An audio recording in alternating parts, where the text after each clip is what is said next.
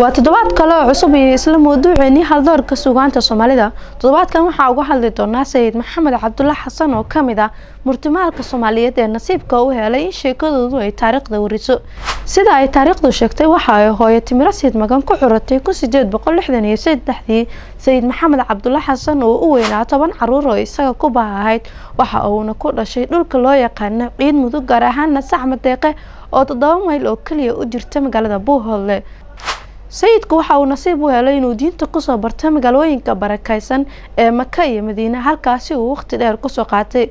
muddo kadib waxa uu suurta gashay dib u soo laabashadiisa iyo hirgelinta hamigiisii dheeraa oo ku dhaxlay magaciisa taariikhda gale ee Sayid Maxamed Cabdulla Xasan. 1899 ayuu magaalada Berbera ka bilaabay sayidku aasaaska ciidamo qalabaysan oo ka soo horjeeda gumaysiga Ingiriiska halka Ingiriisku uu juhdi badan ku bixinayay ka hortagga awoodda cusub ee ka soo ifbaxday gobolka Geeska Afrika iyo maskaxda ku aadaneed gobonimada Soomaaliya oo ahayd mid muqaddisa.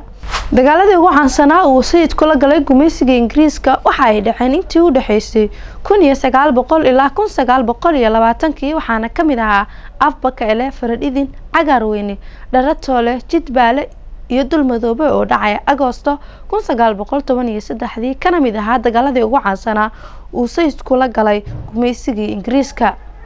kaliya ma ahayn dagaalyahan ee waxa uu ahaa murtimaal laga qoray gabayo ay ku dheehan yihiin falsafad suuganeed oo aad u wanaagsan waxaana kamid ahaa gabayadiisii taariikhda galay gabayga caan baxay ee Koofi Xiin Faniin Dardaaran Culumo iyo gabaygii waanada xasuusnaada uu sayidku u tiriyay ciidamadiisii daraawiishta.